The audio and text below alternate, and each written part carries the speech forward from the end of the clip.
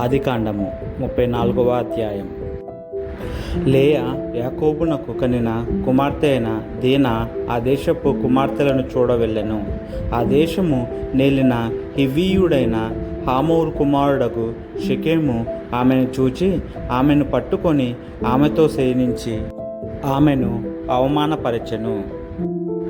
అతని మనస్సు యాకోబు కుమార్తె అయిన దీనా మీదనే ఉండెను. అతడు ఆ చిన్నదాన్ని ప్రేమించి ఆమెతో ప్రీతిగా మాట్లాడి, ఈ చిన్నదాన్ని నాకు పెళ్లి చేయమని తన తండ్రి అయిన హామోరును అడిగెను. తన కుమార్తెను అతడు చెరిపెనని యాకోబు విని తన కుమారులు పశువులతో పొలములలో నుండి నందున వారు వచ్చు వరకు ఊరకుండెను. షెకెము తండ్రియకు హామోరు యాకోబుతో మాట్లాడుటకు అతని యొద్దకు వచ్చెను. యాకోబు కుమారులు ఆ సంగతి విని పొలంలో నుండి వచ్చిరి. అతడు యాకోబు కుమార్తెతో శయనించి ఇశ్రాయేలు జనములో అవమానకరమైన కార్యము చేసెను. అది చేయరాని పని గనుక ఆ మనుష్యులు సంతాపము పొందిరి. వారికి మిగులు కోపము వచ్చెను. అప్పుడు హామోరు వారితో, షెకెము అను నా కుమారుని మనస్సు మీ కుమార్తె మీదనే ఉన్నది. దయచేసి ఆమెను అతనికిచ్చి పెండ్లి చేయుడి. మీ పిల్లలను మాకిచ్చి మా పిల్లలను మీరు పుచ్చుకొని మాతో 1000 మంది మా మధ్య నివసించుడి. ఈ దేశము మీ ఎదుట ఉన్నది. ఇందులో మీరు నివసించి వ్యాపారము చేసి ఆస్తి సంపాదించుకునుడని చెప్పెను.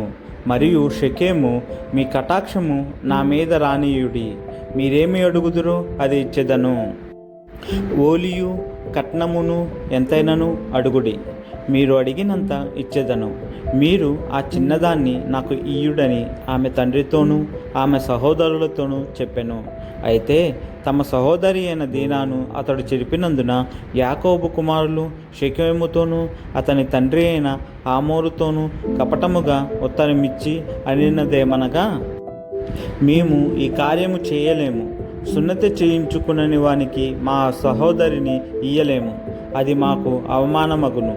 మీలో ప్రతి పురుషుడు సున్నతి పొంది మావలే నుండిన ఎడల సరి. ఆ పక్షమందు మీ మాట ఒప్పుకొని మా పిల్లలను మీకిచ్చి మీ పిల్లలను మేము పుచ్చుకొని మీ మధ్య నివసించదము. అప్పుడు మనము ఏకజనమగుదుము. మీరు మా మాట విని సున్నతి పొందని ఎడల మా పిల్లను తీసుకొని పోవుదామని చెప్పగా, హామోరు కుమారుడైన షెకెముకును ఇష్టముగా నుండెను.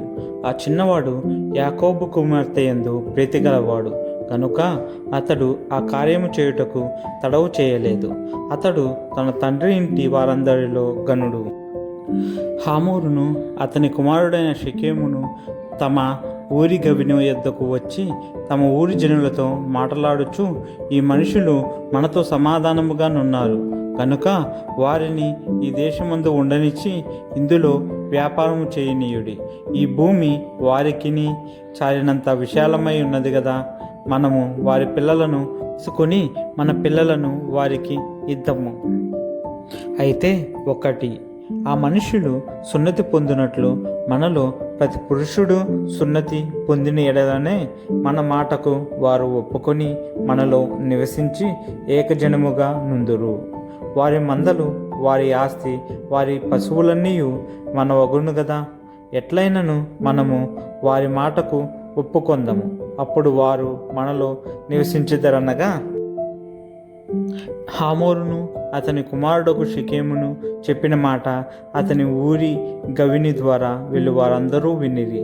అప్పుడు అతని ఊరి గవిని ద్వారా వెళ్ళువారిలో ప్రతి పురుషుడు సున్నతి పొందెను. 3వ దినమున వారు బాధపడుచుండగా యాకోబు కుమారులలో నిద్దరు అనగా దీనా సహోదరులైన షిమియోనును లేవియు తమ కత్తులు చేతపట్టుకొని ఎవరికి తెలియకుండా ఆ ఊరి మీద పడి ప్రతి పురుషుణ్ణి చంపిరి. వారు హమోరును అతని కుమారుడైన షెకెమును కత్తివాత చంపి షెకెము ఇంటి నుండి దీనాను తీసుకొని వెళ్ళిపోయిరి.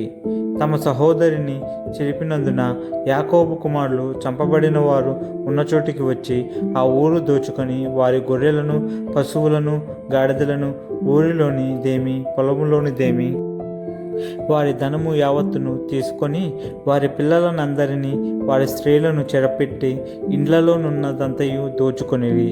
అప్పుడు యాకోబు షిమ్యోనును లేవీని చూచి, మీరు నన్ను బాధపెట్టి ఈ దేశ నివాసులైన కనానీయులలోను పెరిజ్జీయులలోను అసహ్యునిగా చేసితిరి. నా జనసంఖ్య కొంచెమే, వారు నా మీదికి గుంపుగా వచ్చి నన్ను చంపెదరు. నేనును నా ఇంటివారును నాశనమగుదుమని చెప్పెను. అందుకు వారు, వేశ్య ఎడల జరిగించినట్లు మా సహోదరి ఎడల ప్రవర్తింపవచ్చునా అనిరి.